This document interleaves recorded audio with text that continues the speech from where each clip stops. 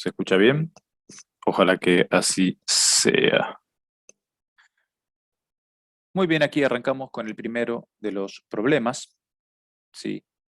Es una masa rotante, una polea compuesta, que sostiene una masa principal y un contrapeso. Fíjate, tenemos el radio mayor y radio menor de los discos que componen a la polea compuesta. Tenemos la masa y tenemos el radio de giro, que como siempre decimos, no tiene nada que ver con el radio geométrico. Tenemos la masa principal, 12 kilos, y la masa de contrapeso, 6 kilos, ¿sí? Para estudiar el movimiento, tendríamos que pensar en un análisis de los grados de libertad que tiene este sistema. Podríamos pensar que cuando el sistema se libera, ¿sí?, que quien va a dominar el movimiento es el bloque principal, ¿no? Esto es un supuesto, no estoy diciendo que sea exactamente así, habrá que verificarlo. En todo caso le pondremos valor, o nos darán valores negativos, de aceleración, velocidad y desplazamiento si es que va al revés. Si este baja, este tiene que subir. ¿Sí? Entonces a este vamos a llamarle X1, este llamamos X2, pero porque este es el cuerpo 1 y este es el cuerpo 2. ¿Qué hay del cuerpo 3? Bueno, el cuerpo 3 va a desarrollar un barrido angular porque está en rotación pura. Si el cuerpo 3 va a desarrollar un barrido angular que podemos llamar θ. Nosotros vamos a demostrar en breve que X1, X2 y θ son linealmente dependientes, por lo que el sistema tiene un único grado de libertad. Nosotros podemos pensar a todo este conjunto como una masa equivalente en este punto, como una masa equivalente en este punto, como un momento de inercia equivalente respecto al punto O, ¿sí?, que es el eje de rotación de la rueda.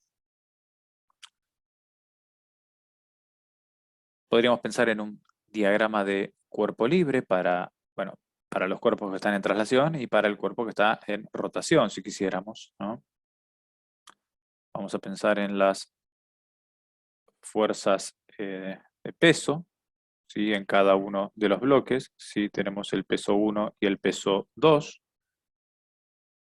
Tenemos las tensiones y su pareja de reacción aquí también. Tenemos las tensiones T1 y T2. ¿Sí? Como el sistema es unidimensional, en este sentido de movimiento podemos pensar que todo es sin vectores, ¿no?, que es escalar. Aquí tendríamos P1, aquí tendríamos P2, aquí tendríamos T1, aquí tendríamos T2 y por supuesto la parejita de reacción aquí, ¿no? Siempre por el principio de acción y reacción se tiene que repetir esa cuestión. Podemos pensar en la ecuación de la masa 1. Si pensamos en la ecuación de la masa 1, bueno, nosotros pensamos que el movimiento es hacia abajo, entonces para nosotros la fuerza activa va a ser el peso y la tensión va a ser reactiva. Entonces podemos al peso ya directamente ponerlo como M1 por G y a este le ponemos, vamos a ponerle con M minúscula, que la M mayúscula nos la vamos a reservar para el momento. M1 por G y a este podríamos ponerle M2 por G, ¿no? Ahora es para ver cómo lo llamamos nada más. Entonces tendremos M1 por G menos T1.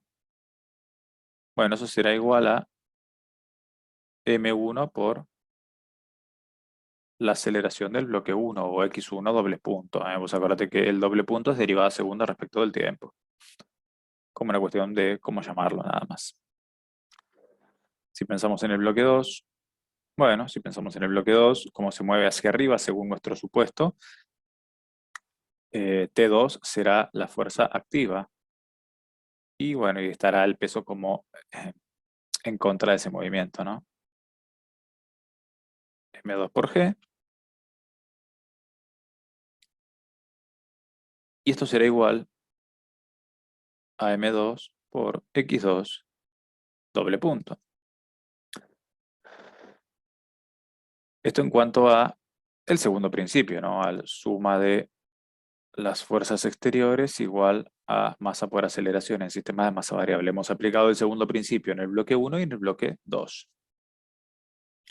Ahora para la rueda, sí, como estamos en rotación pura, tenemos que usar la ecuación de rotación, aquella que nos decía sumatoria de momentos de las fuerzas exteriores respecto al centro de momento igual a la derivada del momento cinético respecto del tiempo. El centro de momento está en reposo, así que nuestra ecuación muere ahí, ¿no? Esto estrictamente hablando será velocidad del centro de momento, vectorial, la cantidad de movimiento, pero bueno, el centro de momento está en reposo, así que no nos es relevante este término por el momento.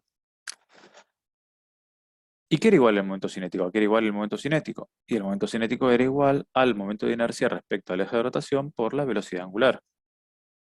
En este caso, la velocidad angular, según las coordenadas que hemos trabajado, será el tita punto. Podemos trabajarlo en forma escalar porque tiene una única dirección. Entonces, la derivada del momento cinético respecto del tiempo será el momento de inercia por la aceleración angular. Y es lo que nosotros necesitamos en este problema. A ver cómo lo podemos abordar.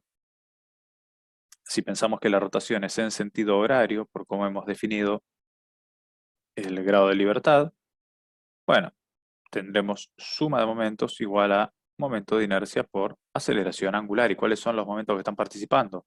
Y fíjate, T sub 1 como momento motor, ¿sí? Multiplicado por el radio 1, que es el radio menor, ¿no? Menos T sub 2 multiplicado por el radio mayor. Esta es la suma de momentos que están participando respecto a este punto. No vamos a considerar el rozamiento en el eje, o por lo menos no nos dicen nada al respecto de eso. Entonces esto necesariamente será igual al momento de inercia por la aceleración angular. Sí, momento de inercia por la aceleración angular. Bueno, podemos prescindir de las cuentas auxiliares por el momento, como para tener un poquitito más de espacio en la pizarra. Y acá tendremos que pensar, a ver qué relación tienen, ¿no? ¿Qué relación tienen estos movimientos? Vos fíjate que, como la cuerda es inextensible, ¿sí? Con que le pueda suceder, ¿sí? Lo que pueda suceder en este movimiento, ¿sí? En este barrido angular, ¿sí? Lo que pueda suceder en este barrido angular es lo que le va a suceder a esta longitud de arco si lo multiplicamos por el radio en cuestión, ¿no? O sea, L será igual a tita por R si tita está en radianes. L siendo la longitud del arco, ¿no? Y si la cuerda es inextensible, esta longitud de arco estaría respondiendo a las coordenadas de desplazamiento x1 o x2. A lo que quiero decirte que si haces este análisis con el radio menor y con el radio mayor, te va a quedar que x1 tiene que ser igual a tita por R1 y que x2 tiene que ser igual a tita por R2. ¿Sí? Tiene que ser igual a tita por R2. Y esto nos da la relación que nosotros estábamos buscando, o la demostración de la dependencia lineal entre estos tres movimientos, x1 y x2, y el ángulo tita de barrido. Bien. ¿A qué es igual el momento de inercia J sub 0 también, ¿no? Eso nos quedó ahí dando vueltas. Esto será igual a la masa, ¿sí? A la masa de la polea, por el radio de giro al cuadrado. Si le ponemos m sub p como para diferenciarla de las otras de m1 y m2. La masa de la polea por el radio de giro al cuadrado. Así que esa información también la necesitamos para expresarla aquí. Perfecto. Y ya como que tenemos todo, ¿no? Fíjate que ya hemos demostrado que existe una dependencia lineal. Vos fíjate que acá podrías, como lo que importa es, bueno, la velocidad angular después de haber barrido 90 grados, entonces podrías despejar T sub 1 de aquí, T sub 2 de aquí y meter todo esto en la tercera ecuación. Parece lo más saludable hacer eso. Si nosotros derivamos, la dependencia lineal se mantiene, ¿no? Si hacemos la derivada segunda, suponte,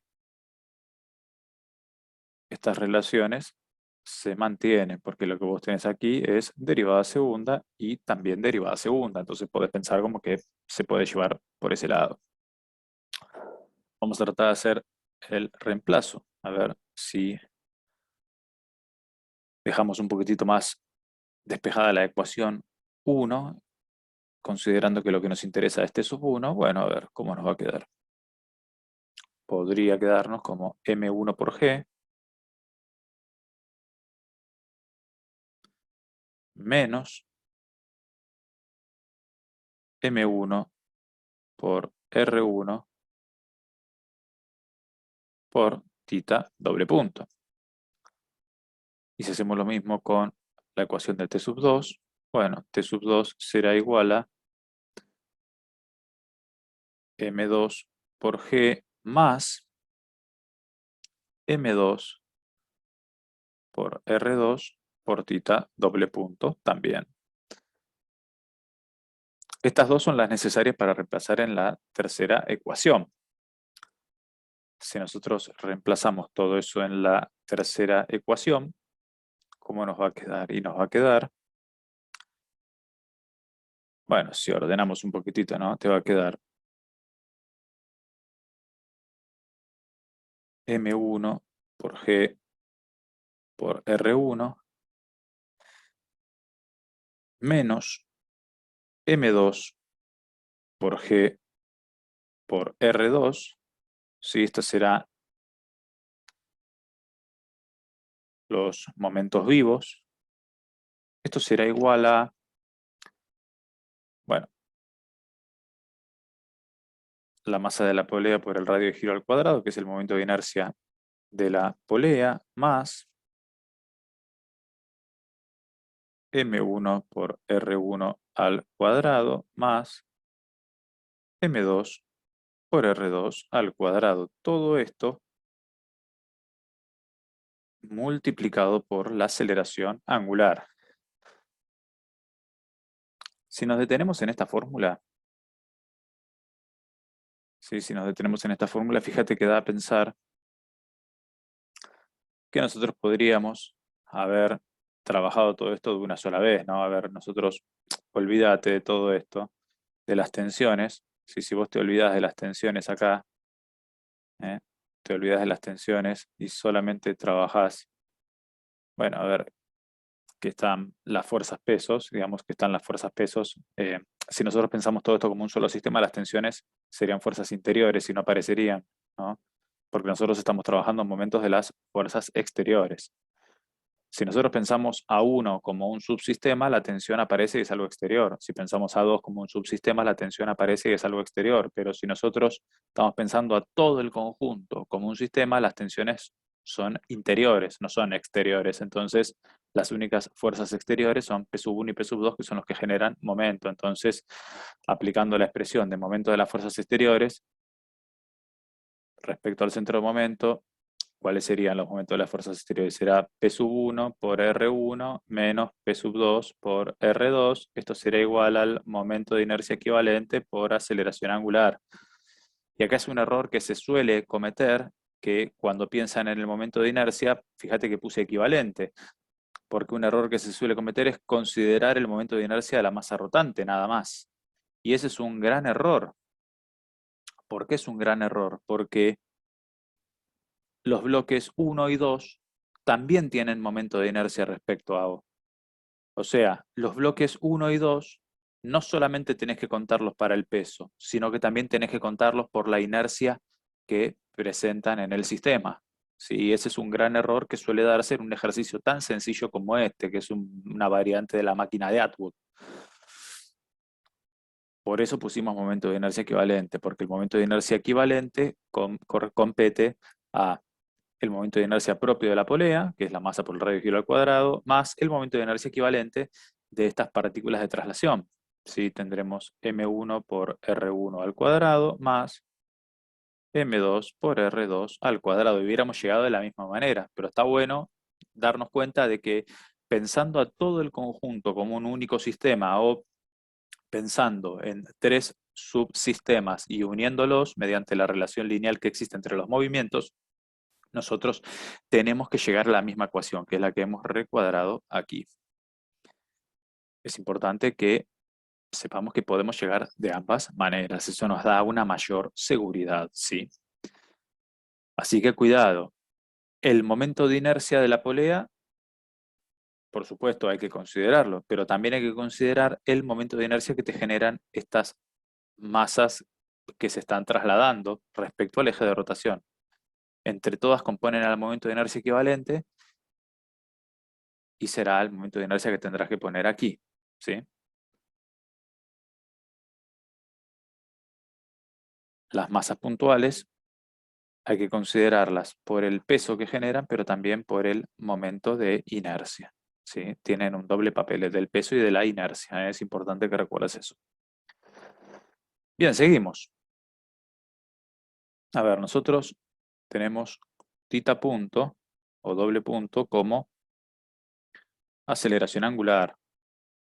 Tenemos tita punto como velocidad angular, ¿no? Derivada primera y bueno, tenemos tita como tita. Eso no hay mucha vuelta. Ahora fíjate que acá tenemos gamma, que es la aceleración angular, que eso podría verse como derivada de omega respecto del tiempo. O también, ¿sí? Si nosotros multiplicamos y dividimos por diferencial de tita, fíjate que podemos cruzar los diferenciales. A este lo tomamos con este, entonces te quedará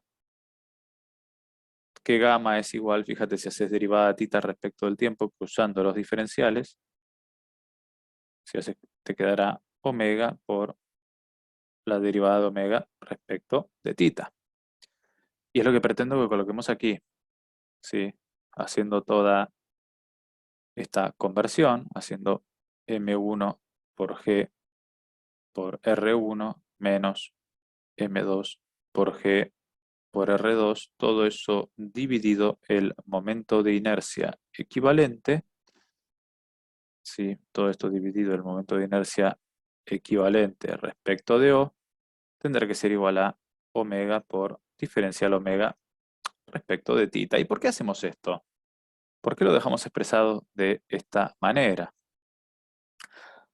Porque fíjate que nos piden la velocidad angular después de haber barrido 90 grados y es fácil, acá como no tenemos datos temporales, entonces no nos tenemos que meter en la fórmula en función del tiempo, podemos pensar en la velocidad angular en función del ángulo directamente y lo podemos sacar de una manera mucho más rápida, ¿no? Es simplemente por eso.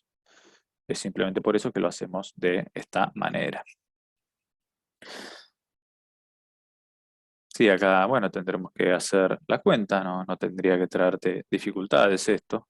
Vamos a ver si podemos hacer la cuenta. Yo, como para ganar algo de tiempo, la tenía desarrollada por aquí. ¿Sí?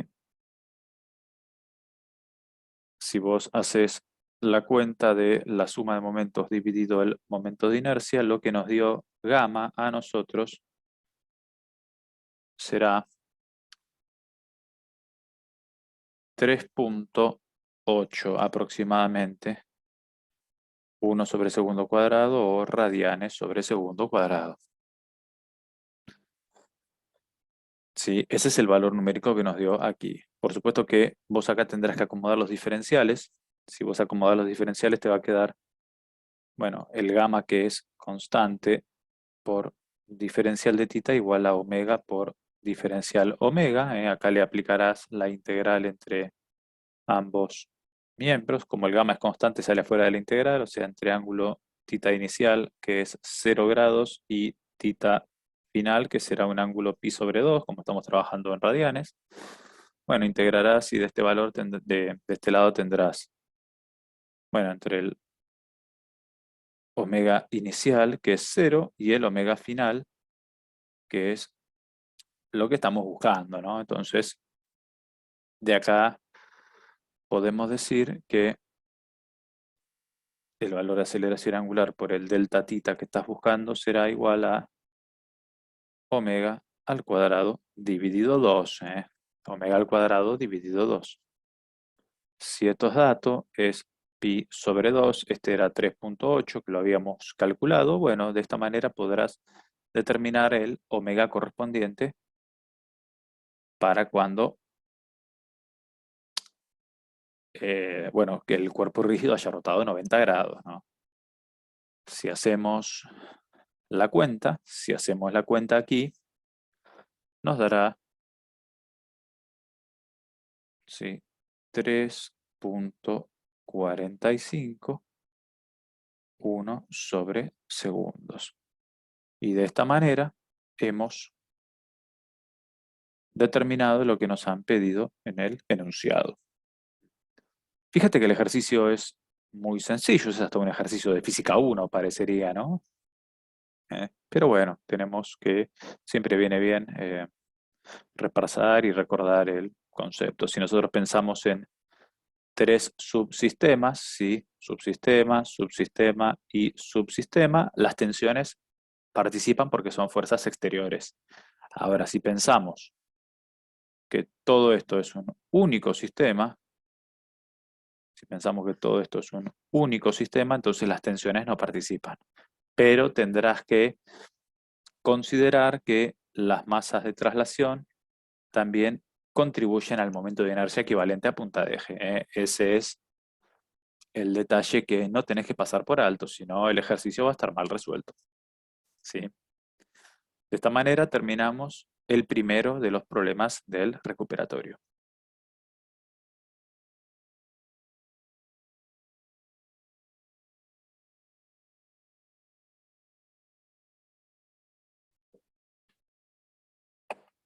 Muy bien, estamos aquí con el problema número 2. A mi modesto entender es el problema más complicado del examen, o por lo menos el que más tiempo lleva el análisis. ¿Sí? Tenemos un brazo de longitud 75 milímetros, este sería el cuerpo rígido, rota alrededor del punto A, bueno, de forma oscilante en este caso. Digamos, tenemos el pasador que se desliza en un sentido, desde un sentido a otro por la guía CD, ¿sí? Sabiendo que este ángulo en función del tiempo, este θ, es igual a 3 por el seno de pi por t radianes, donde t se expresa en segundos, determinar la velocidad de aceleración angulares de la barra CD para t igual a 0.1 segundos. Bueno, a ver, ¿cómo podemos abordar este análisis? Sugiero tratar de dibujar el esqueleto de este sistema. Una posibilidad sería acostarlo. Acostarlo. Aquí tendríamos la trayectoria posible del punto B, es una trayectoria del tipo circular. Tendríamos también, bueno, vamos a tratar de expresar la base, ¿sí? La recta que aquí es vertical, aquí la representamos como horizontal, la referencia 0 grados. Vamos a tratar de definir al punto de interés, que es nuestro punto B, que estará por aquí. ¿Sí? El punto de interés que vincula, bueno, al cuerpo rígido, ¿sí? Al cuerpo rígido que sale de este centro de circunferencia y que termina en B. Ahí tenemos un cuerpo rígido y después tendríamos la barra CD, ¿sí? Por la que puede deslizarse la corredera del punto B, ¿no? Podríamos, a ver, vamos a dibujarlo. Sí, podemos dibujarlo así, representado de este punto. Ahí tendríamos desde C hasta B, bueno, el radiovector ρ, si quisiéramos, ¿sí? Aquí tendríamos el ángulo θ, que es dato de enunciado, y aquí tendríamos el ángulo φ. Lo expresamos como φ, siempre usamos ρ y θ, pero bueno, ahora como θ ya está utilizado para este ángulo central, nosotros aquí trabajamos con ρ y con φ. No es la muerte de nadie, es solamente cambiar de nomenclatura porque la circunstancia así nos obligó. Aquí tendrías entonces el versor radial, si vamos a expresarlo un poquitito mejor. Aquí tendrías el versor radial, aquí tendrías el versor transversal, ¿no? Lo que sí sabemos de este análisis es que la velocidad es tangente a la trayectoria, por lo que será algo así, ¿no? Será perpendicular al segmento AB, eso sabemos que puede ser así, o que tiene que ser así, porque está, la barra AB está en rotación pura respecto al punto A. Entonces la velocidad tiene que ser normal al segmento que une el punto donde quieres hallar la velocidad y el eje de rotación. Y además tiene que ser perpendicular al vector rotación, que será, en este caso, saliente al pizarrón, ¿no? Si quisiéramos. Centrado en este punto y saliente al pizarrón. Ese será nuestro vector rotación. Como para que lo tengamos presente. Ahí tenemos la información de la velocidad como tangente a la trayectoria. Podríamos pensar un poquitito a ver cómo nos dan esta información. Fíjate que aquí tenemos que θ es igual a 3 por el seno de pi por t. Esto es en radianes. Bueno, θ punto, que será la velocidad angular con la que barre el brazo AB, será 3pi por el coseno de pi por t. Y la aceleración angular, llegado el caso, será menos 3pi cuadrado por el seno de pi por t. Ahí tendríamos los datos de posición angular, velocidad angular y aceleración angular. Si la posición angular la pasamos a grados, tendríamos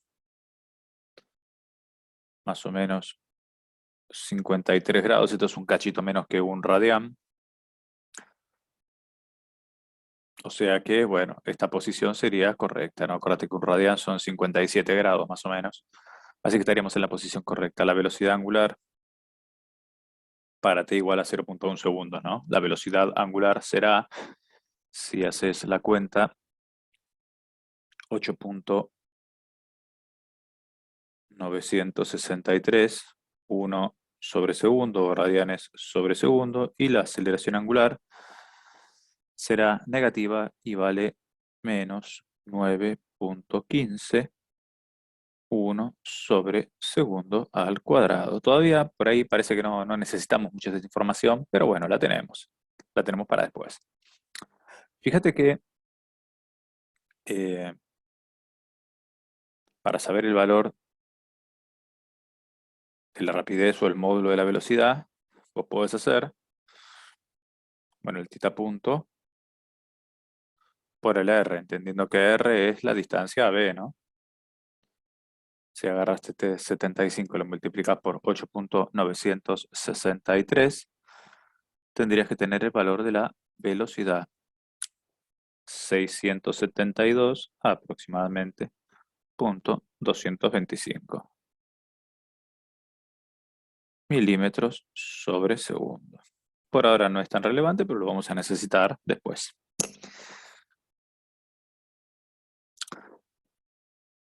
A ver cómo podemos seguir con esta información. Pues acuérdate que acá, bueno, tenemos la referencia 0 grados. Aquí tendríamos el polo o el punto O, si querés.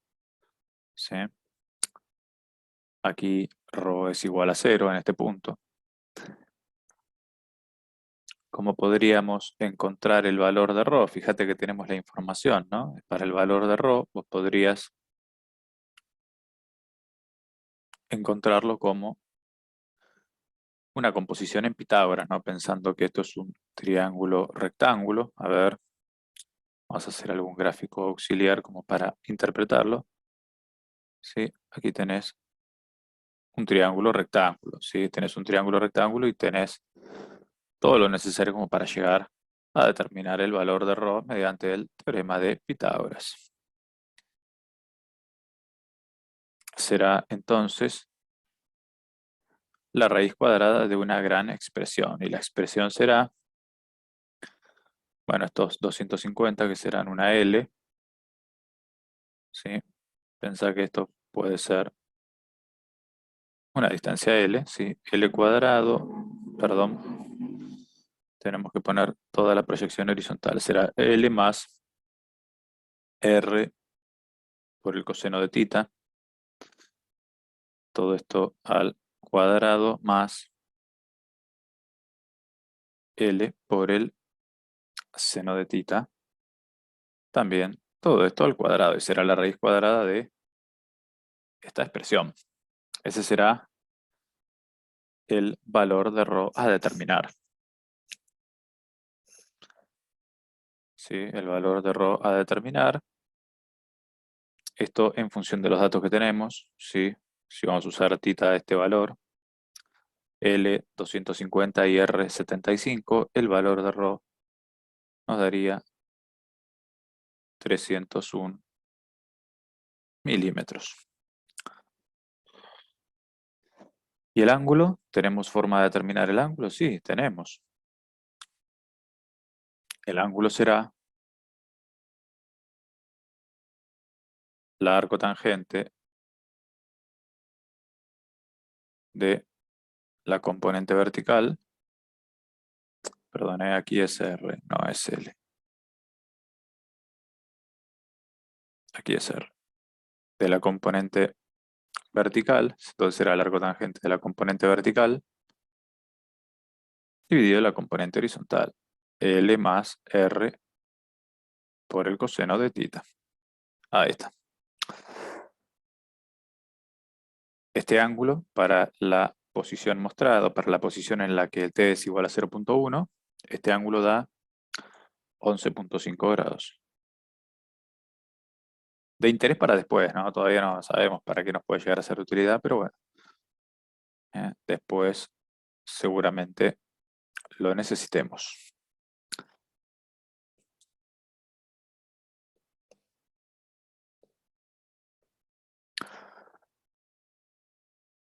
Fíjate que podríamos determinar también las componentes intrínsecas del vector aceleración del punto B. ¿Sí? Podríamos determinar las componentes intrínsecas del vector aceleración.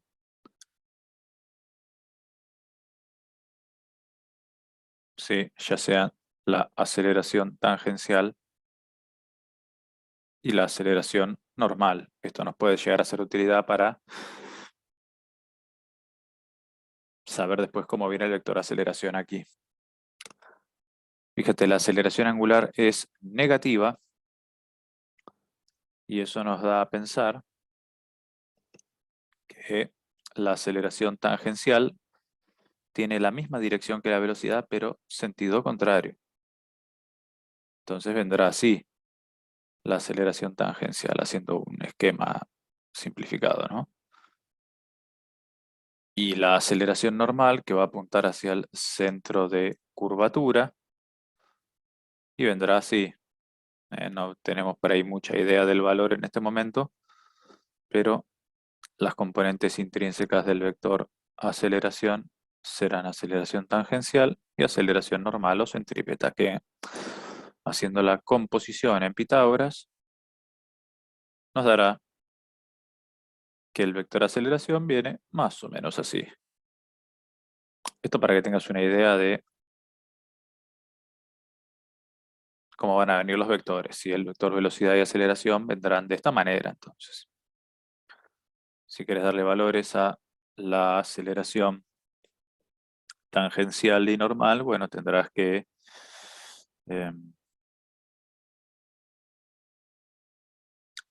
hacer por un lado el tita doble punto con su signo, menos 9.15 por bueno, por el radio, que es 75, y para la aceleración normal, la velocidad al cuadrado sobre el radio de curvatura, o también omega cuadrado por r, ¿no? Puedes hacer 8.963 al cuadrado por 75.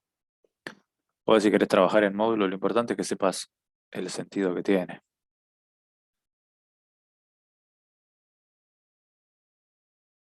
Podés trabajar con módulos, lo importante es que ya sabes cuáles son los sentidos que tienen, entonces entre las dos podrías determinar el vector de aceleración de B mediante un teorema de Pitágoras. No tendría que traerte dificultades, ¿sí? No tendría que traerte dificultades, pero podés determinar el módulo del vector de aceleración, 6064, me dio a mí,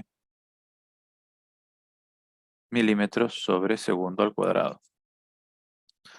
Entonces, fíjate que ya vas tomando estos datos, ya vas juntando estos datos, seguramente necesitemos borrar. Bueno, velocidad angular, aceleración angular, velocidad, aceleración, bueno, cuánto valen ρ y el ángulo phi, o sea, datos que podemos llegar a necesitar después, el ángulo θ también. Es importante que, bueno, que ya vayas tomando nota de cómo vienen estos valores. ¿Y por qué hacemos todo esto? Bueno, ¿qué es lo que tenemos que hacer?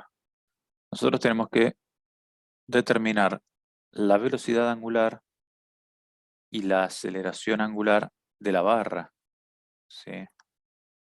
Tenemos que determinar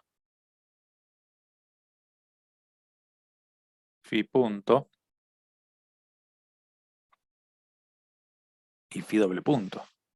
Tendríamos que ser capaces de determinar las dos. Parece que nos va a llevar un lindo laburo, pero bueno, es importante que ya tengamos estos datos como para poder continuar.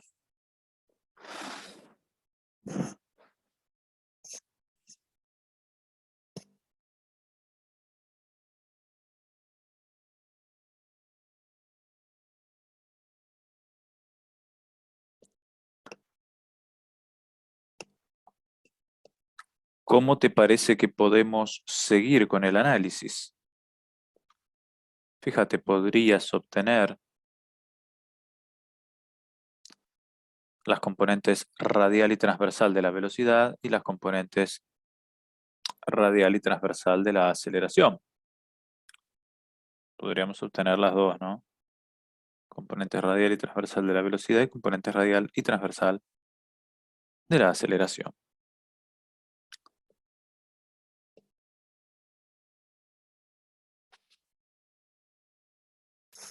Por ahí, para que me coincidan mejor los vectores, o como para que no tener problemas aquí, vamos a modificar el esquema.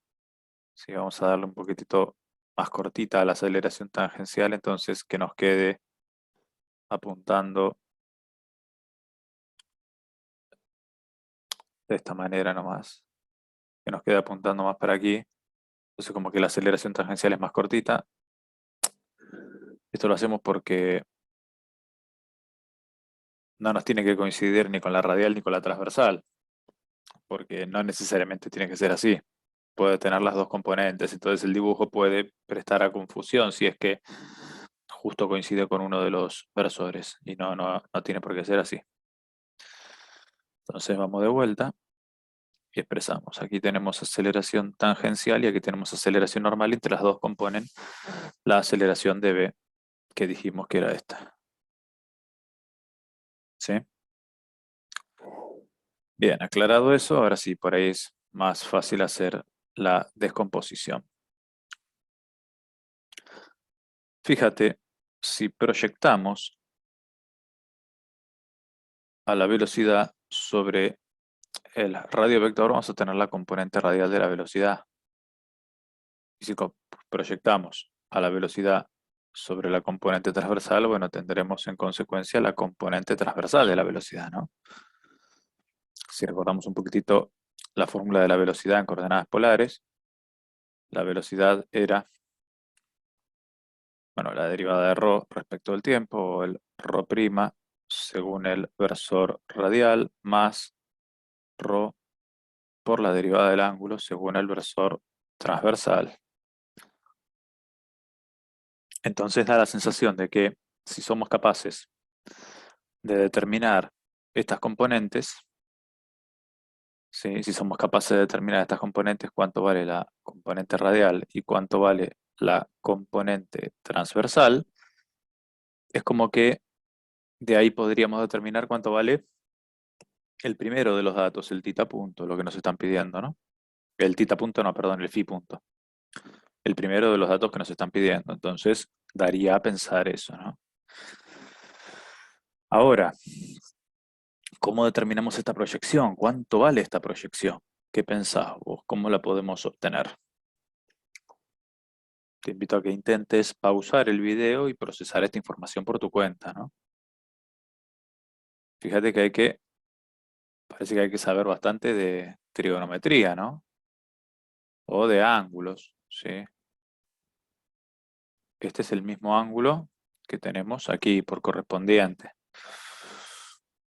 Y es el mismo ángulo por alternos internos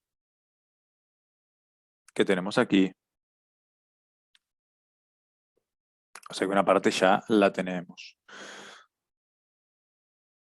Este ángulo θ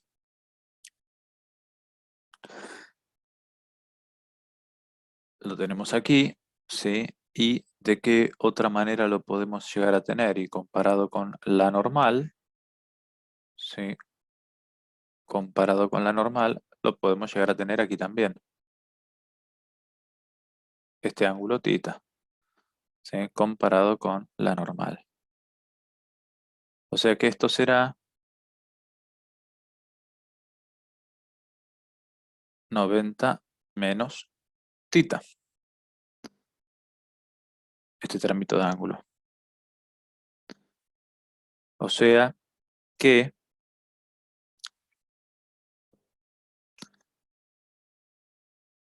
el ángulo verdadero de la velocidad respecto al radio vector, ¿sí? El ángulo verdadero de la velocidad respecto al radio vector es esta proyección. Necesitamos 90 menos θ más phi.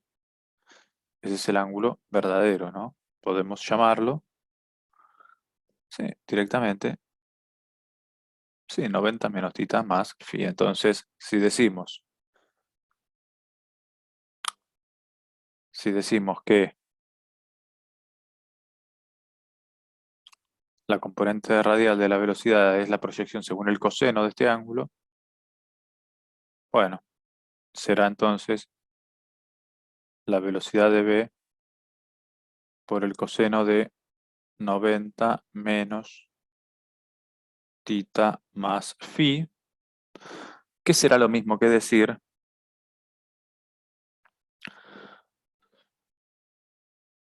la velocidad de v por el seno de θ menos phi. Y será lo mismo decir la componente transversal, la velocidad de v por el coseno de θ menos phi. Porque están a 90 grados. Si están a 90 grados. Si este ángulo, si este ángulo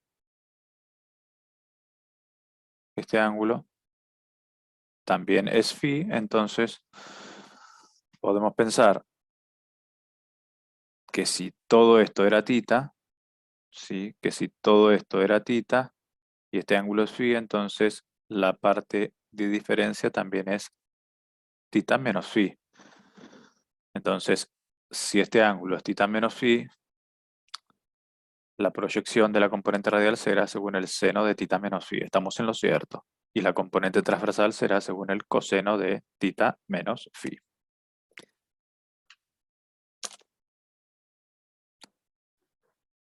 Esto es algo perfectamente determinable por vos. Son cuentas que entiendo que podés hacer sin dificultades. Sí. Son cuentas que entiendo que puedes hacer sin dificultades. A mí la componente radial de la velocidad, si a mí la componente radial de la velocidad, o que será la derivada de ρ, el ρ punto, me dio como resultado 446,5 milímetros sobre segundos.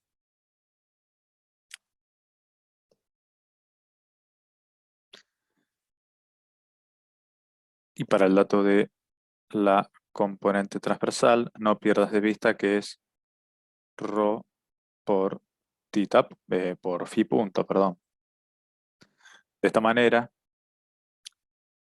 el phi punto con el valor que obtengas de la componente transversal de la velocidad lo vas a poder obtener sin dificultades, porque será la componente transversal que puedes hacer el cálculo de esta cuenta dividido el ρ.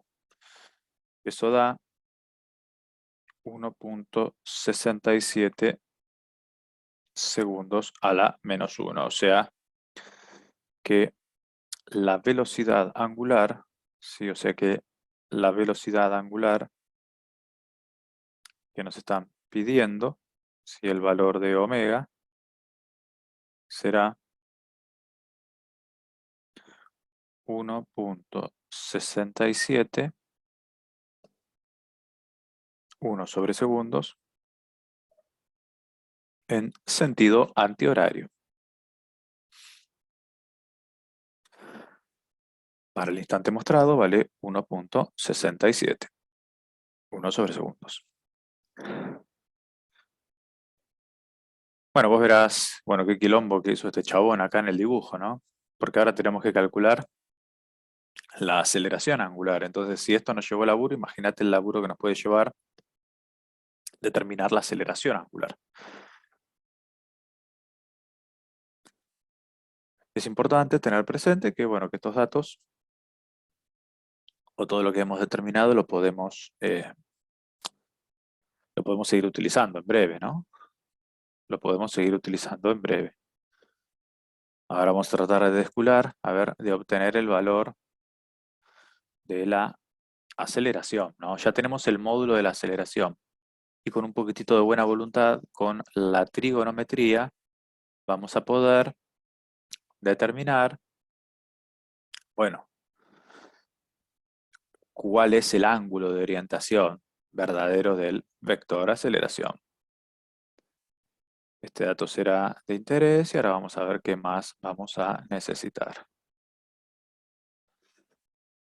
Recordad que la expresión de la aceleración para el sistema radial transversal era, bueno, la derivada segunda de ρ respecto del tiempo menos ρ por la velocidad angular al cuadrado, que ahora la tenés, así que esto no tendrías que tener problema. Lo que no tenés por ahí es el ρ doble punto, que ahora hablaremos al respecto.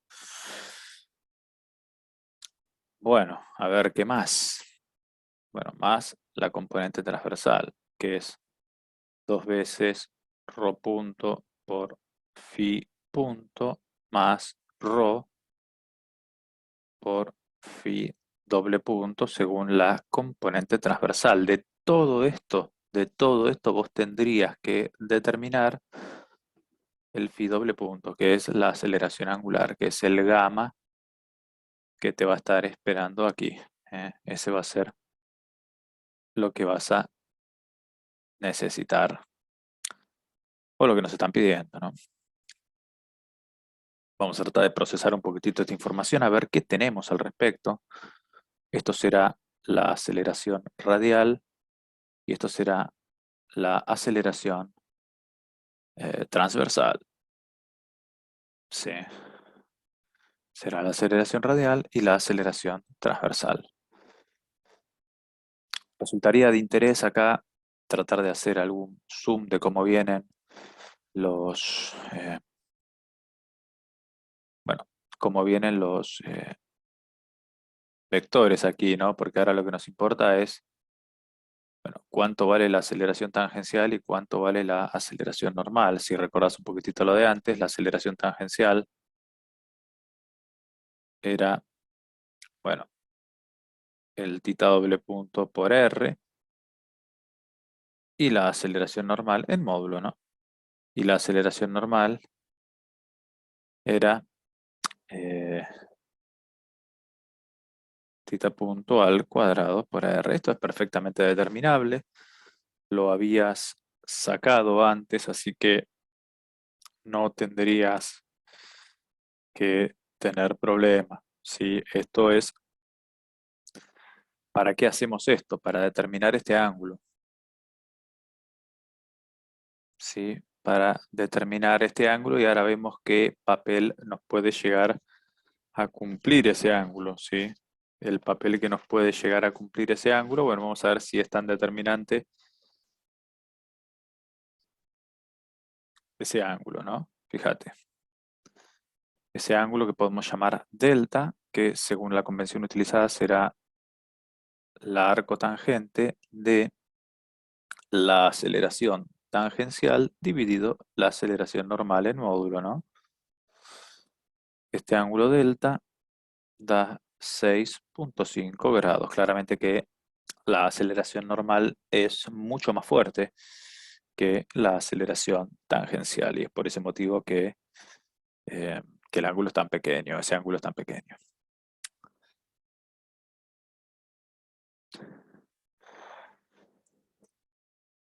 Podríamos eliminar todo lo referente a la velocidad porque por ahí lo que hace es empiojar el dibujo, ¿no?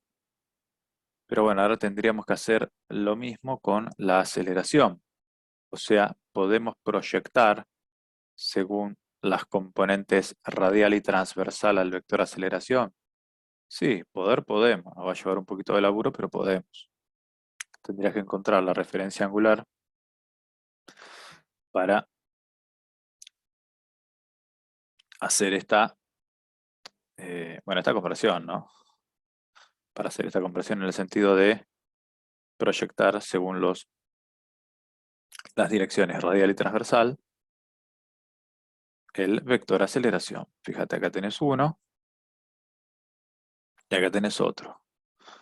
Todo pintaría que la componente radial del vector aceleración va a ser negativa.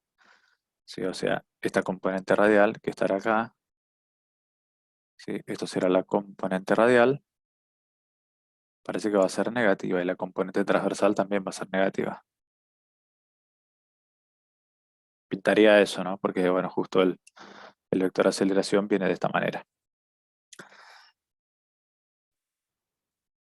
A ver, nosotros para determinar la aceleración angular, por lo que tendríamos que preocuparnos en realidad es por la aceleración transversal, ¿sí? Porque fíjate, el ρ punto y el tita punto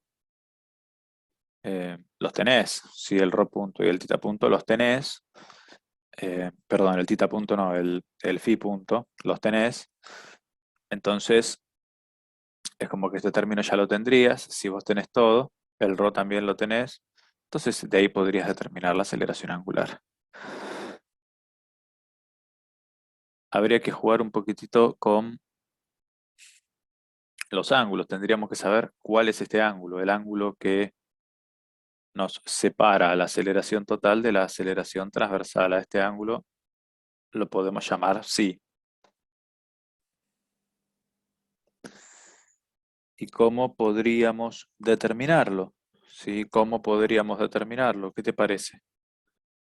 De vuelta, podrías pausar el video e intentar hacerlo por tu cuenta. ¿Sí? Nosotros aquí, por opuestos por el vértice, tenemos que este ángulo es igual a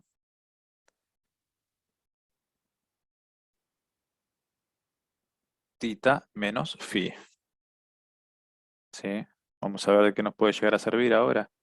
Bueno, vamos a ver cómo podemos procesar. Cuanto más datos tengamos, mejor.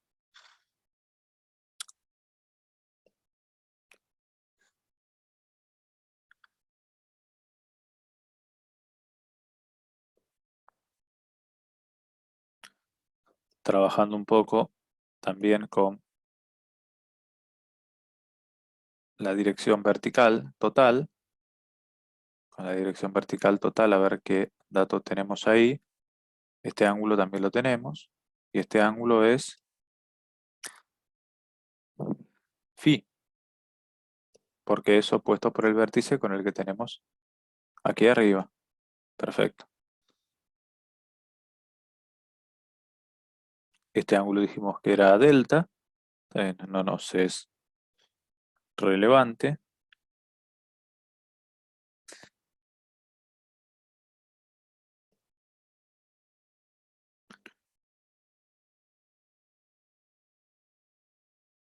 Pero a lo que vamos a llegar es que este ángulo psi será igual a 90 grados menos tita menos delta más phi. Gracias a esta información, ¿sí? Gracias a esta información nosotros podemos obtener la aceleración transversal como el módulo de la aceleración en el punto por el coseno del ángulo psi.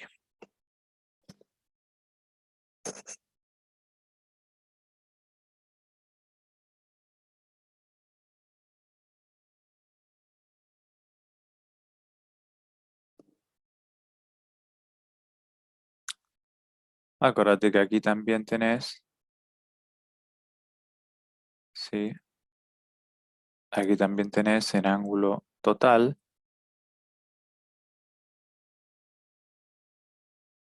¿sí? Entre este punto y este, tenés 90 menos tita, ¿no? Tenés 90 menos tita. Si todo esto es un ángulo tita, esto será entonces 90 grados menos tita. Y por consiguiente, en opuesto por el vértice, todo esto tiene que ser 90 grados menos tita.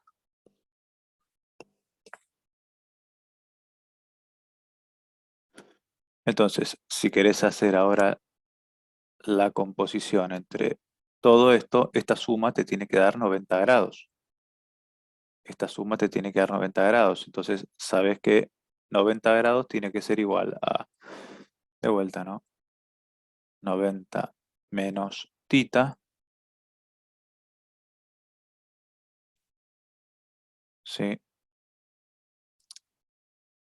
90 grados menos tita,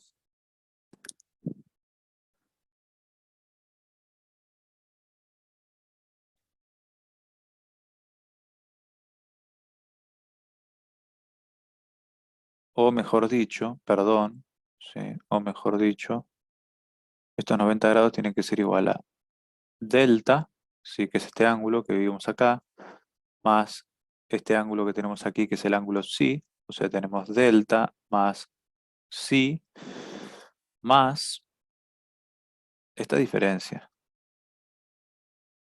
tita menos phi. Y ahí es como llegamos a la obtención de psi. Ahí está, ahí hemos llegado de manera lícita. Perfecto. Viste que hay que tener paciencia y hay que elaborarlo, ¿no? Bueno, vos a tu manera podrás encontrar los ángulos para procesarlo. Pero fíjate que nos lleva un tiempito, ¿no? Este ángulo sí es aproximadamente 41,88 grados. Y esto nos permite calcular de vuelta la componente transversal del vector aceleración. La componente transversal del vector aceleración es 6025 milímetros sobre segundo cuadrado, orientado en sentido negativo. Orientada en sentido negativo.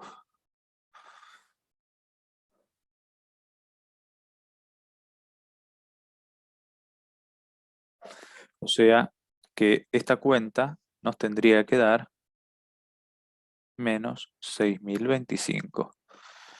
¿Y cómo jugamos con la información que ya tenemos? Sí, fíjate, bueno, el valor de la aceleración de Coriolis lo tenés, porque es 2 rho punto por phi punto. Acuérdate que el rho punto, que era la componente radial de la velocidad, si lo pones en el signo correspondiente tendría que ser menor que 0.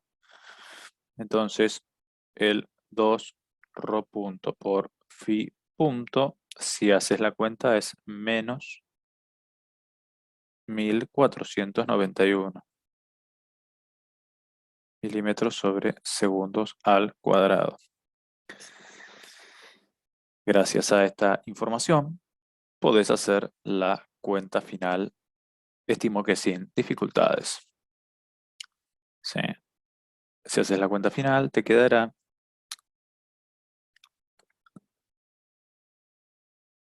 bueno, el phi doble punto como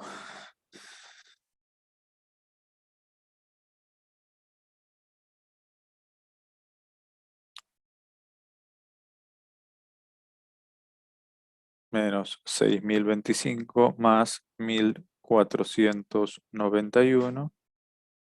Todo eso dividido rho, que era, si no metimos la pata, eran 301 milímetros. ¿Sí? Si haces la cuenta, esto aproximadamente nos tendría que dar 15, 1 sobre segundo cuadrado. Quiere decir que la aceleración angular es 15, 1 sobre segundo cuadrado, y su sentido es horario. Y de esta manera hemos logrado determinar la aceleración angular. Hemos determinado la velocidad angular y la aceleración angular de la barra CD para el instante considerado. Fíjate que la mayor parte del análisis está en cómo usar los ángulos, ¿no? En cómo usar los ángulos o cómo trabajar con la trigonometría. Tenés que ser bastante ordenado con eso. Y es muy fácil perderse si no te sentás a pensarlo. Vamos a hacer algún anexo sobre este ejercicio porque me parecía importante que podamos incursionar sobre cómo hacer el gráfico. Tal vez merezca un poquitito más de tiempo. Entonces, mi intención en este espacio es tratar de aclarártelo un poquitito mejor. Ponemos en evidencia la trayectoria circular que está desarrollando el punto B. ¿Sí? Vamos a tratar de utilizar más generosamente el espacio del pizarrón porque ahora vamos a dedicarnos solamente a eso. ¿Sí? Aquí lo que tenemos es, bueno, la guía horizontal de referencia 0 grados. Aquí teníamos al punto A y por aquí teníamos al punto B. Si el punto B es el punto que estamos estudiando. Los puntos A y B están rígidamente vinculados, como habíamos dicho, así que esto será un cuerpo rígido, no tendría que traer de mayores dificultades esa comprensión. Y para entre el punto C y B existe, bueno, esta unión, que es esta guía, ¿no? La guía no del problema, ¿sí? La guía de B y C, entendiendo que en C se encuentra el polo y que este punto puede deslizarse libremente sobre la guía CD. Por los datos del enunciado, tenemos que la velocidad estará orientada en este sentido, ¿sí? O sea que con la obtención de la velocidad no tendríamos dificultades. La velocidad del punto B estará orientada en este sentido. Aquí las referencias angulares de interés son, bueno, el ángulo φ, el ángulo θ, esta distancia era r, esta distancia entre C y A es L, si habíamos dicho eso. Y bueno, y aquí tendríamos el valor de ρ, ¿sí? Entre C y B tendríamos el valor de ρ. Aquí si quisiéramos aclarar, tendríamos las componentes radial y transversal del movimiento. Fíjate, aquí tendríamos la componente radial y la componente transversal del movimiento. Eso estaría bien. Eh, y lo que nosotros hicimos en algún momento fue proyectar sobre las componentes radial y transversal el vector velocidad. Eso en primera medida hicimos esta proyección. ¿Sí? Seguramente te habrá quedado claro del video, pero bueno, me tomo la molestia de hacerlo un poquitito más grande como para que lo puedas ver bien, ¿viste? Acá tenés la velocidad transversal y acá tendrías la velocidad radial, la componente radial de la velocidad. Esta será entonces la velocidad transversal y aquí la velocidad radial o ρ directamente. Radial y transversal, bien. Fíjate que, bueno, dependemos de los ángulos que suceden aquí. Acá tendré que, bueno, reproducir los ángulos. Este ángulo se reproduce por correspondiente, o sea, este ángulo es φ igual que este al comienzo. Y aquí, si continuamos con esta recta de acción, tenemos este ángulo que es θ, el total, ¿no? Si tenemos que este ángulo en total es θ. Entonces, esta diferencia, ¿sí?, entre estas dos rectas será θ menos φ. Por lo que aquí tendremos entonces, si estos son 90 grados, tendríamos 90 menos, perdón, 90 menos θ más φ. Y aquí, como también tenemos 90 grados entre estos dos, volveríamos a tener θ menos φ. Entonces ahora por ahí quedó un poco más claro la obtención de las componentes radial y transversal de la velocidad. Fíjate, la componente transversal con signo positivo será la rapidez de v o el módulo de la velocidad de v por el coseno de θ menos φ. Y la componente radial, también el módulo será la velocidad de v por el seno de θ menos φ, pero será con signo cambiado. Tendrás que tener ese cuidado eh, a la hora de los números para después, cuando necesites el dato, será con signo cambiado. Bueno, eso en cuanto a la velocidad. ¿Qué hay en cuanto a la aceleración? En cuanto a la aceleración era más complicado. ¿Y por qué era más complicado y más engorroso?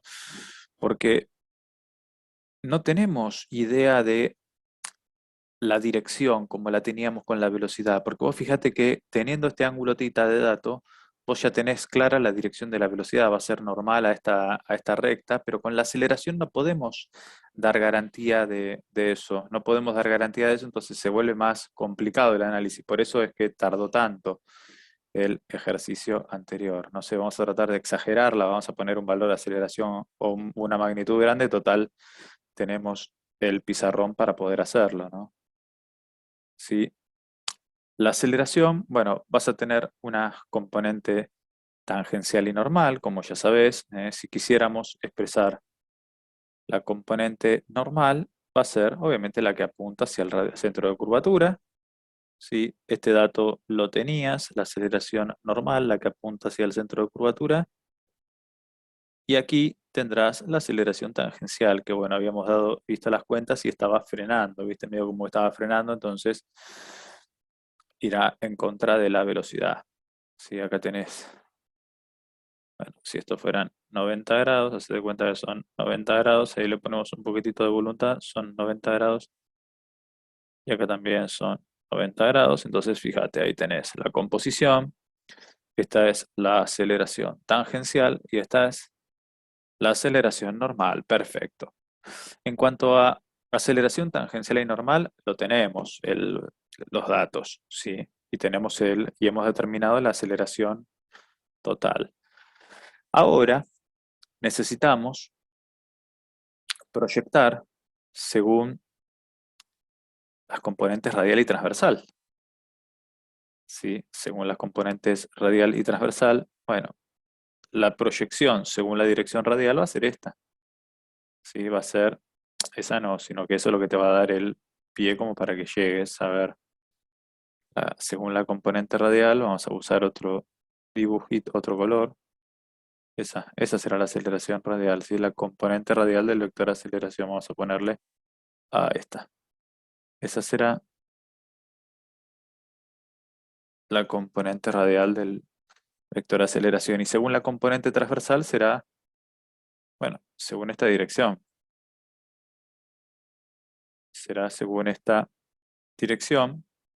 Y fíjate, entonces acá la componente transversal efectivamente será este valor. Fíjate que bueno, la componente transversal tiene bastante más peso que la radial. Igual es un dibujo esquemático este, ¿no?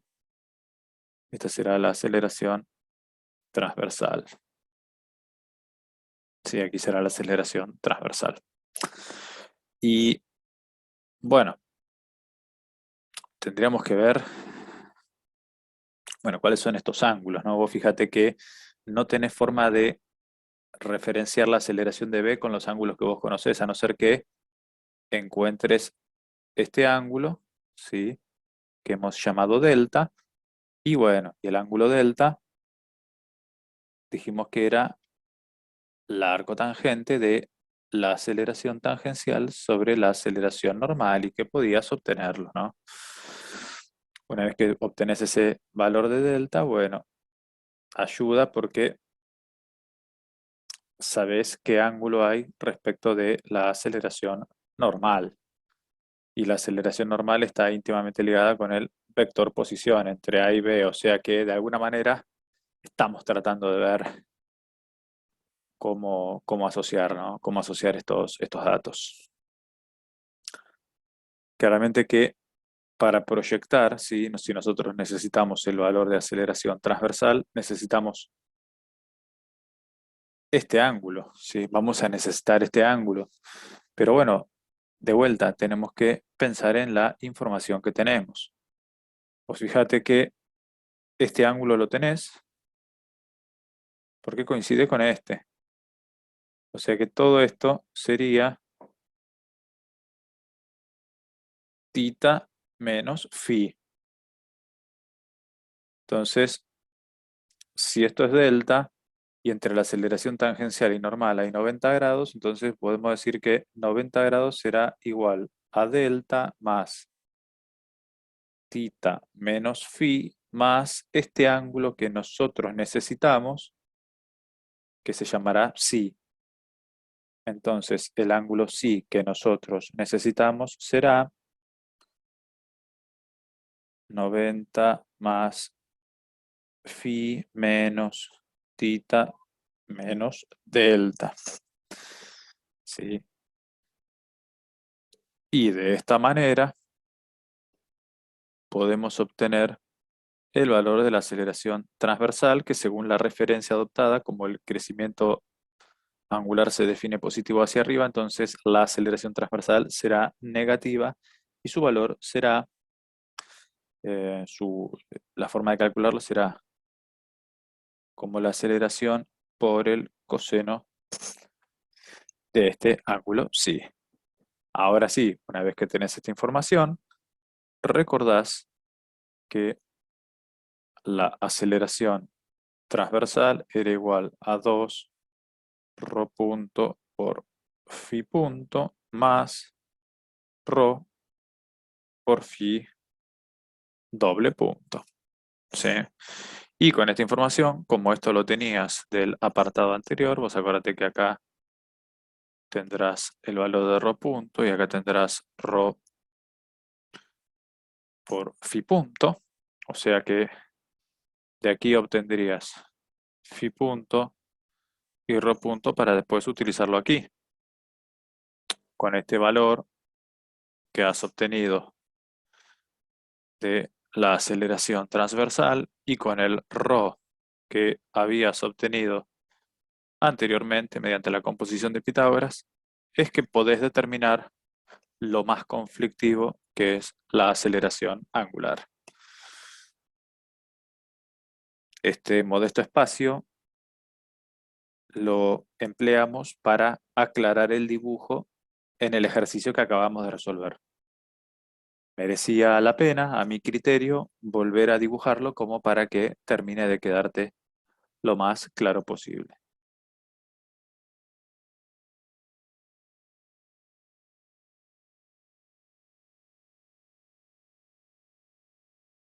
Muy bien, aquí estamos con el problema número 3.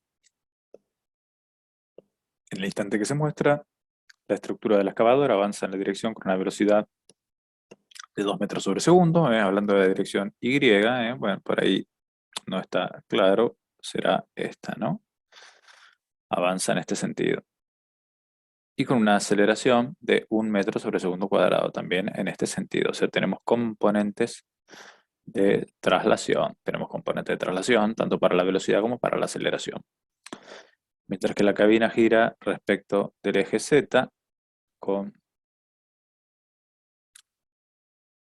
una velocidad angular de 0.3 radianes sobre segundo. Aquí tendrías el omega de z y también tendrías el gamma de z, ¿no? Por lo que sigue. Se incrementa a 0.4 radianes sobre segundo cuadrados. En el mismo instante tenés un ángulo θ igual a 60 grados y la pluma OBC, ¿sí? Siendo este origen, tiene una velocidad angular de 0.6 radianes sobre segundo, ¿sí? O sea, será en este sentido, y una aceleración angular de 0.2 radianes sobre segundo cuadrado, ambas medidas con respecto a la cabina. Determine la velocidad y la aceleración del punto C para tratar de tomar algo en ese instante. Es importante que consideres que esto es un cuerpo rígido, ¿sí? Y que aquí hay 90 grados en el punto B, en el vértice. Ahí hay 90 grados, entonces para encontrar la posición de D respecto de O, perdón, de C respecto de O, tendrás que trabajar un poquitito. No es nada grave, pero lo podés hacer. Vamos a ver cómo dibujar esto. Podremos dibujar el corte en el plano X igual a 0, en el plano YZ, si te parece bien.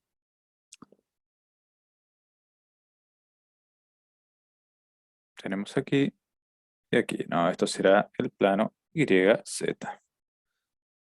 O Y1, Z1, si se quiere, ¿no? Y ahora vamos a hablar qué es esto de Y1, Z1, porque bueno, esto va rotando. A este le podemos poner O1. Fíjate que el punto de interés estará por aquí, el punto C. ¿Y por qué tenemos esta garantía? Porque podemos llegar con estas unidades, si acá esta unidad vale 5 metros y esta unidad vale 4 metros, y llegamos por composición pitagórica, ¿sí? Ponele a 60 grados tirás 5 más o menos, si es una figura de análisis. Perdóname si por ahí no estoy del todo preciso con las escalas, no es lo relevante aquí. ¿Sí? Entonces acá tenés 90 grados, acá tenés el ángulo θ y por supuesto que vas a trabajar con este ángulo que es el ángulo φ para nosotros. Esto será R, es algo, entiendo que perfectamente determinable para vos. Este R cuadrado será 5 cuadrado más 4 al cuadrado. Entiendo que no tendrías que tener dificultades. Y este ángulo φ será el θ menos largo tangente de 4 sobre 5. Así que no tendrías dificultades en determinar este ángulo phi. Ahora vos fíjate eh, que bueno, que acá tenés barrido de velocidad angular y aceleración angular. Este barrido angular, tanto para la velocidad angular como para la aceleración angular, son tanto para tita como para phi, porque esto es un cuerpo rígido, todo se está comportando rígidamente, este ángulo no varía, entonces la variación de tita y la variación de phi es lo mismo, o sea que nosotros podríamos trabajar como para hacer el análisis un poco más en función de una sola letra. Esto podemos decirle phi, phi, doble punto, y lo podemos trabajar sin problema. Esto será phi punto, y esto será igual a phi doble punto. No hay problema con eso. Podemos trabajar directamente con phi, que es, en términos de phi, que es este ángulo. Bien, aclarado eso, pues fíjate que nosotros podemos estudiar el movimiento sin tener en cuenta la rotación principal de la cabina. O sea, estamos en el marco de referencia móvil. Nosotros, si quisiéramos pensar en la referencia absoluta, tenemos, bueno, tenemos el X, Y y Z, y la terna móvil que le estaría pasando a la terna móvil, que es donde estamos encima, y bueno, tendríamos X1,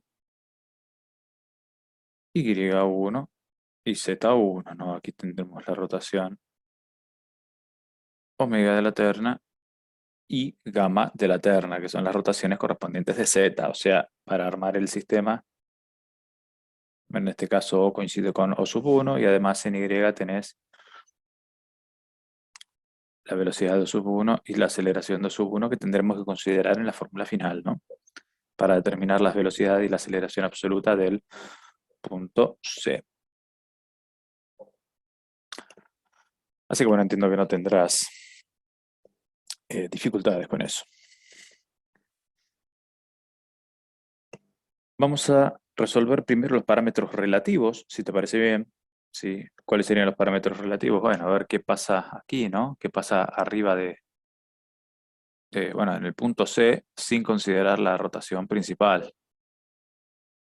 Si no consideramos la rotación principal, bueno, vamos a tener aquí la velocidad de C relativa, porque solo depende de esta rotación y por supuesto, bueno, no está considerando la traslación de la terna tampoco, ¿no? Y la aceleración relativa, como tenemos aceleración angular, y vendrá por acá, con componentes tangencial y normal, ¿no? Aquí tendríamos la aceleración de C relativa también. Vamos a tratar de llevar esto a fórmulas. Bueno, si Y1 o C menos O sub 1, si C menos O sub 1, el vector posición en el marco de referencia relativo es em, R por el coseno de phi según J1 más R por el seno de phi según K sub 1, entonces la velocidad de C del marco de referencia relativo será, bueno, será el phi punto por R, que sale como factor común por el menos seno de phi según J1 más el coseno de phi según K sub 1. A esta altura no te debería presentar dificultades, ¿eh? La aceleración de C del marco de referencia relativo será, bueno, acá tienes que hacer la derivada de producto, ¿no? Hay que elaborar un poquitito, pero tampoco es la muerte de nadie. ¿Sí? Tendrás el phi doble punto por R menos seno de phi J1 más coseno de phi según K sub 1 menos phi punto al cuadrado por R, ¿sí? de la expresión del vector posición. Coseno de phi J1 más seno de phi K sub 1.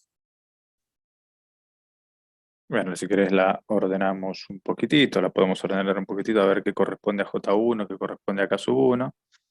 Bueno, la trabajarás un poquitito, pero en definitiva será lo mismo. Vamos a ordenarla según J1 y K sub 1 como para que nos termine de quedar lo más prolija posible. Bueno, según J1 tendremos phi doble punto por R por el seno de phi más phi punto al cuadrado por R por el coseno de phi. Esto según J1 más phi doble punto por R por el coseno de phi menos phi punto al cuadrado por R por el seno de phi, según K sub 1. Fíjate que ambas tienen la composición. Bueno, ¿no? Esto tenés componente tangencial y normal del vector aceleración, en este caso relativo, porque no estamos considerando ni la traslación ni la rotación principal de la terna. O sea, esto es lo que ve el observador arriba de la grúa.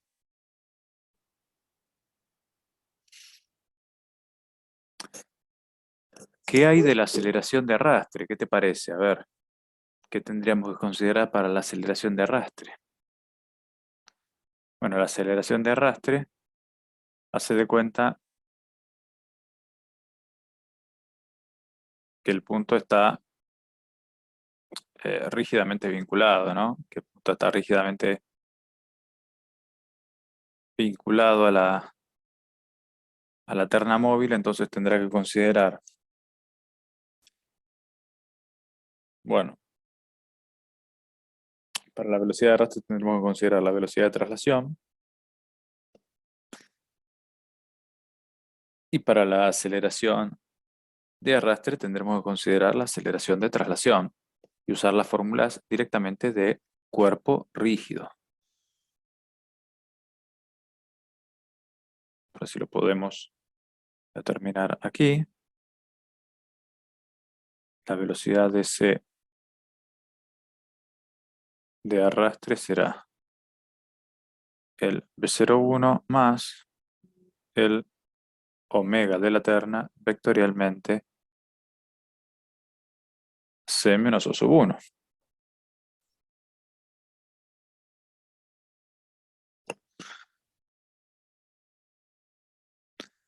Considerando que el omega de la terna está solamente vivo en Z, ¿sí? Esto te dará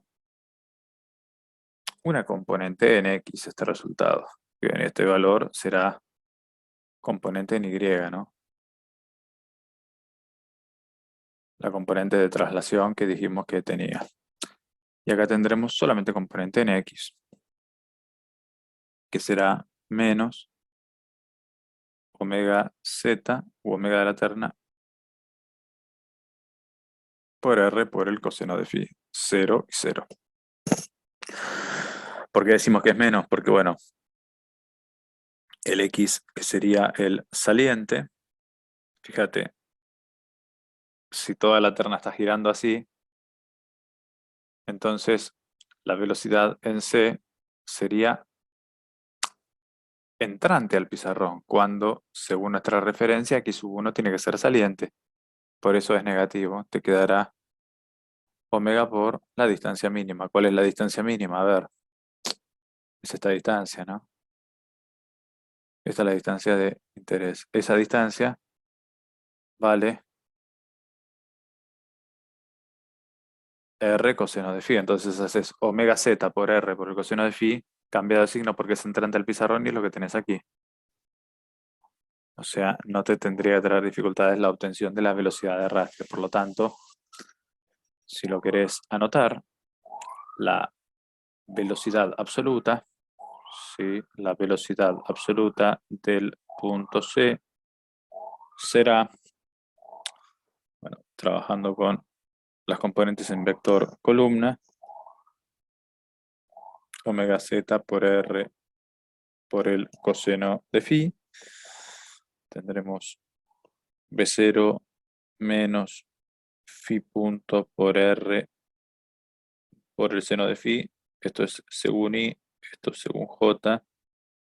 Y aquí, según el versor k, tendrás phi punto por r por el coseno de phi. Y esta será la velocidad absoluta del punto C. Será la velocidad absoluta del punto C. ¿Qué hay de la aceleración? Bueno, tenemos que determinar la aceleración de arrastre, ¿no? Con la fórmula de cuerpo rígido. La aceleración de arrastre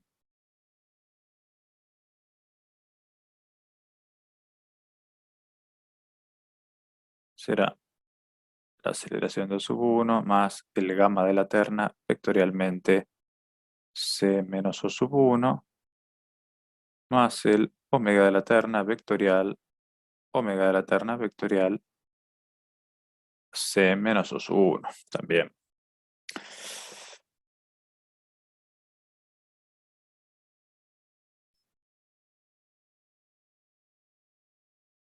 ¿Qué pasará con esta aceleración de traslación? Bueno, eso ya es dato, ¿sí? O sea, la primera parte de la aceleración de c de arrastre la tenemos. Será 0 a 0,1, 0 más, bueno, el producto vectorial del gamma de la terna, vectorialmente c menos o sub 1. Como gamma de la terna apunta hacia z, lo único que vas a tener, en lo único que vas a tener componente viva de aceleración aquí es, bueno, según el versor i cambiado de signo. Entonces tendrás gamma z por r por el coseno de phi. 0, 0 más omega de la terna, vectorial omega de la terna, vectorialmente c menos o sub 1, será la aceleración normal o centrípeta, o sea, será, sí, fíjate, menos omega z al cuadrado por r por el coseno de phi, según j sub 1. Sí, ya no te tendría que traer dificultades eso. Pero bueno, cuando hablamos de aceleración, nos queda una aceleración más dando vueltas, que es la aceleración de Coriolis. ¿Sí? Nos queda la aceleración de Coriolis, o sea, nos quedará por aquí. Vamos a tratar de hacerlo con otro color, como para no seguir confundiendo. La aceleración de C de Coriolis, que acuérdate que era 2 veces omega de la terna, vectorialmente la velocidad de C relativa, que la tenemos acá, ¿no?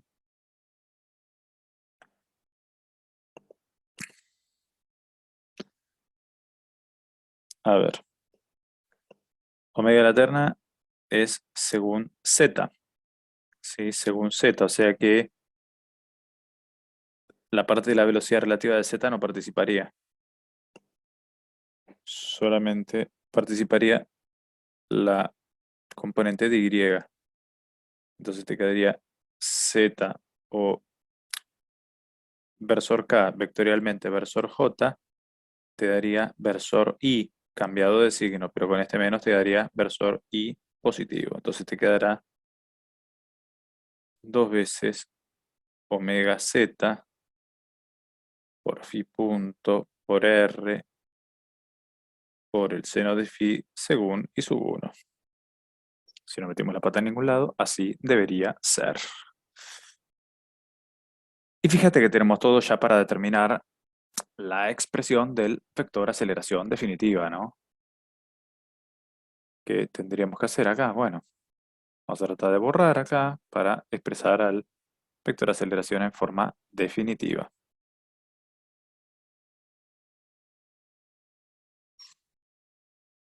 El vector aceleración en forma definitiva será entonces, o la aceleración absoluta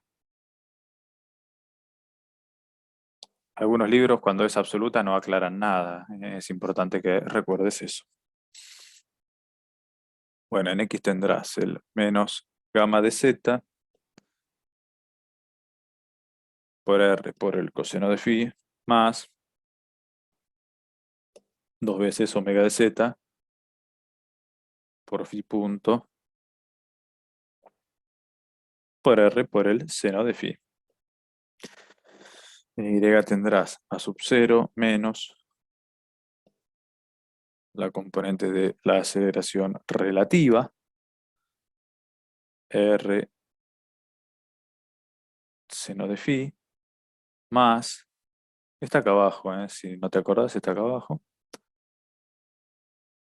phi punto al cuadrado por R por el coseno de phi menos omega de la terna al cuadrado por R por el coseno de phi, el término de arrastre que nos había quedado colgado. Esto es IJK. Y bueno, y en Z estará solamente la componente de la aceleración relativa, ¿sí?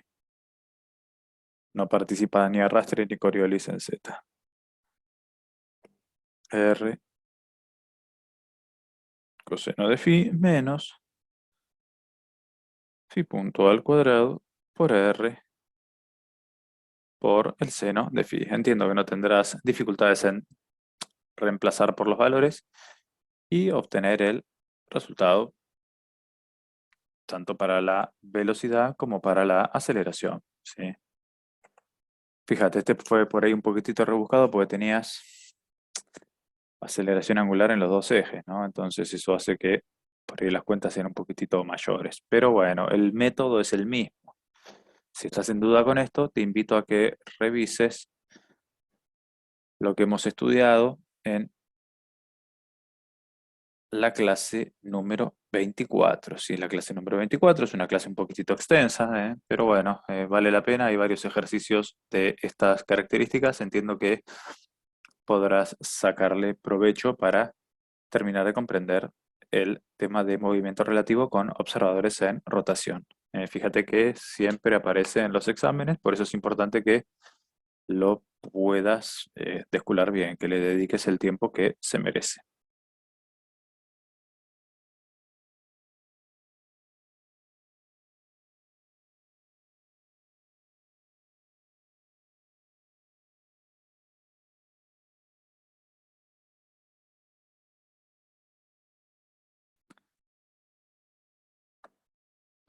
Muy bien, finalmente llegamos al último ejercicio.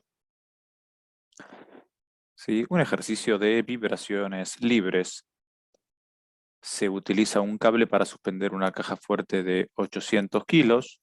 Si la caja se baja a 6 metros sobre segundo, cuando el motor que controla el cable se detiene de repente, determine la tensión máxima en el cable y la frecuencia de la vibración de la caja fuerte. Ignore la masa del cable y suponga que es elástico, de modo que se alarga 20 milímetros cuando se somete a una tensión de 4 kilonewtons. Bien, nosotros podríamos hacer nuestro modelo simplificado del sistema, ¿no? Nuestro modelo simple del sistema, modelo simplificado. Aquí colocamos una referencia absoluta de la posición, es la cual va a estar agarrado este cable. ¿Sí? Tenemos el cable también dando vueltas por aquí, que para nosotros lo vamos a pensar como un resorte. Si ese cable tiene masa despreciable, pero bueno, tiene un resorte a considerar.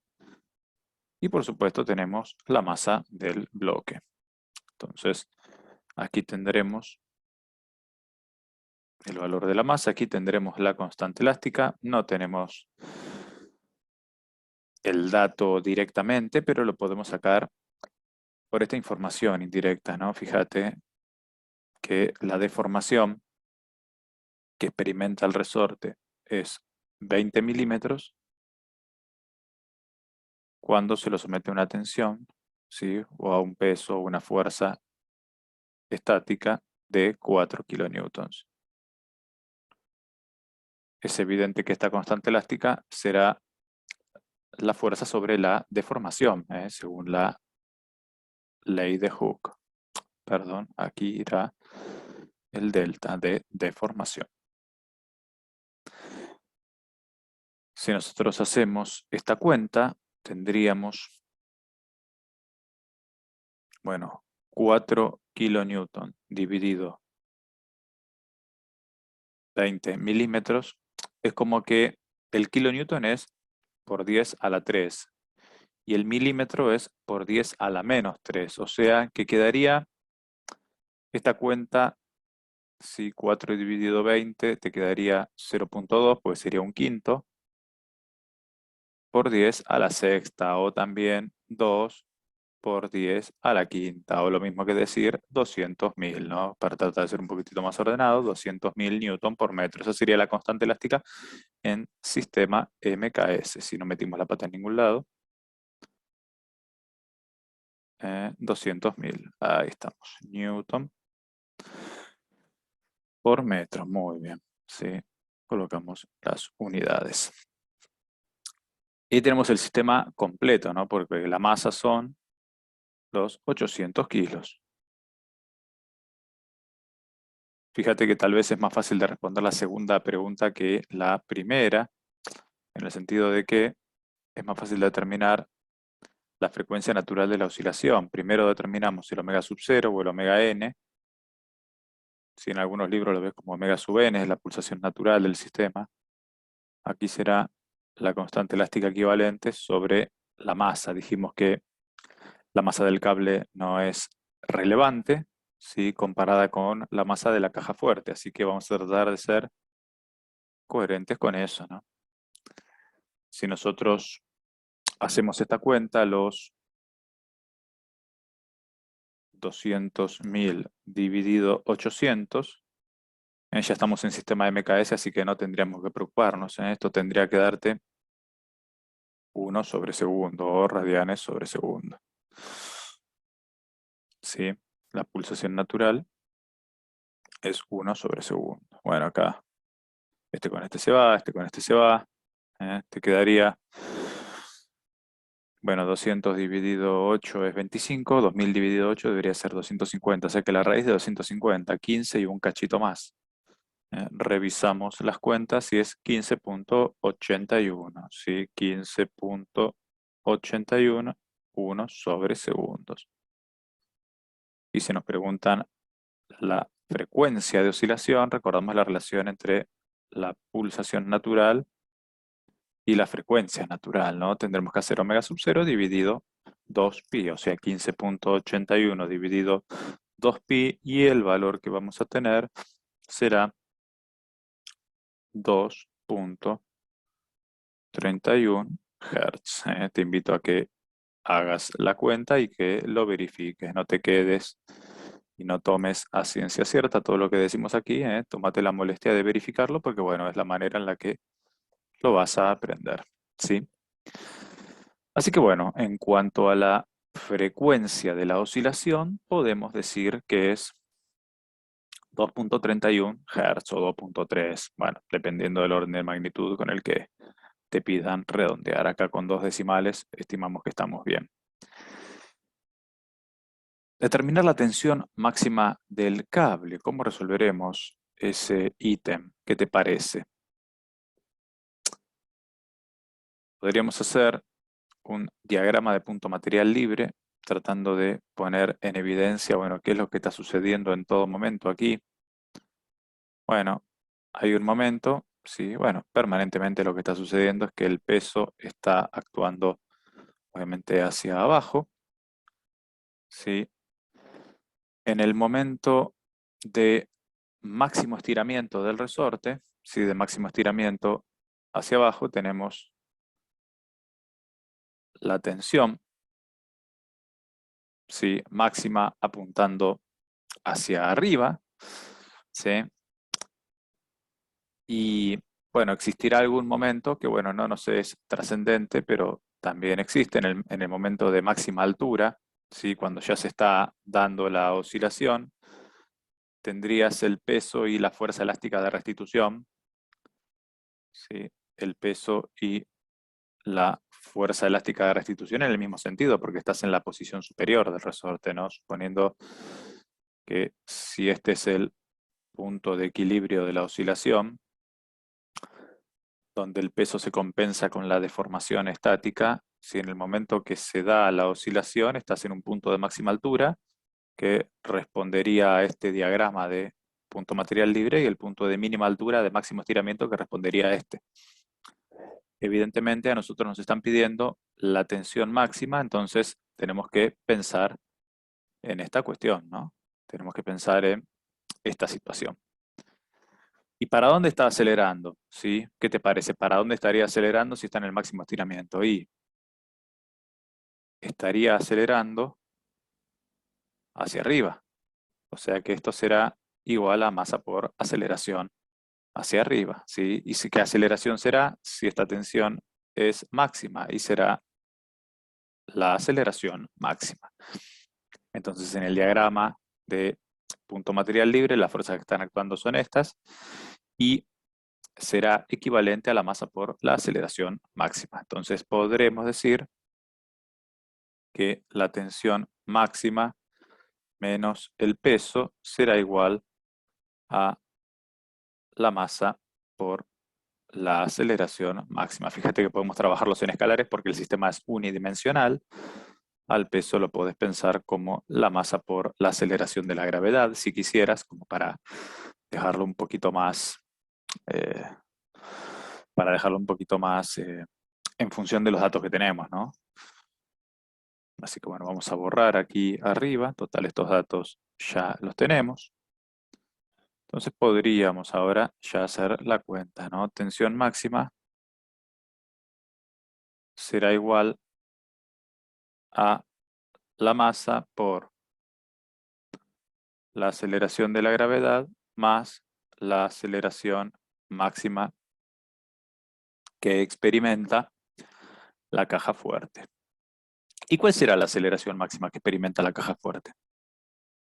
Bueno, ahí tenés que remitirte a la teoría, ¿sí? A la teoría del movimiento oscilatorio armónico. Si esta ecuación, ¿sí? Si la ecuación de movimiento de este sistema tiene como solución, en términos generales, ¿no?, una amplitud, ¿sí? Una amplitud R por el coseno de omega 0 por t más un ángulo de fase. ¿Sí? Una posición en función del tiempo, ¿no? Tiene una posición en función del tiempo de estas características. Si hacemos su derivada primera, tendríamos, bueno, menos omega 0 por R por el seno de omega 0 por t más este ángulo de fase. Y si pensamos en la aceleración, tenemos que derivar de vuelta, ¿no? Tendremos menos omega 0 cuadrado por R por el coseno de omega 0 por t más el ángulo de fase. Y bueno, y acá tenemos que pensar en función de las condiciones iniciales que nosotros tenemos. Tal vez no sea conveniente dejarlo en función del coseno, sino dejarlo en función del seno. Vos acordate que el seno y el coseno son la misma función desfasada 90 grados, ¿no? Fíjate el dato que vos tenés acá. Si vos tenés un dato de velocidad inicial, si vos tenés un dato de velocidad inicial igual a 6 metros sobre segundo, ¿sí? Entonces la amplitud de la velocidad, ¿sí?, la amplitud de la velocidad será el valor máximo de velocidad. El omega 0 por R será la V máxima, ¿sí?, que nosotros tenemos como dato. Es la velocidad inicial. La velocidad nunca va a ser mayor que esa. Nunca va a ser mayor que esa porque ya el sistema está reaccionando tratando de restablecer el equilibrio. Entonces, la aceleración máxima, ¿sí?, la aceleración máxima, que es el omega 0 cuadrado por R, nosotros acá tendremos que descomponer el omega 0 cuadrado como omega 0 por omega 0, ¿sí? Y recordando que omega 0 por R es la velocidad máxima, entonces lo que nosotros tendríamos que poner aquí será directamente omega 0 por el valor de la velocidad máxima. Y no tendríamos que tener dificultades en continuar con esto. A ver, ¿cómo podemos hacer la cuenta con esto? Entonces, vamos a tratar de ver dónde podemos borrar. Bueno, vamos a borrar aquí, como para seguir con el análisis. Fíjate, la tensión máxima entonces, en función de los datos y de lo calculado recién, si vamos a necesitar la pulsación natural, bueno, tendremos 800 kilos por la aceleración de la gravedad en sistema MKS, que es 9.81 metros sobre segundo cuadrado.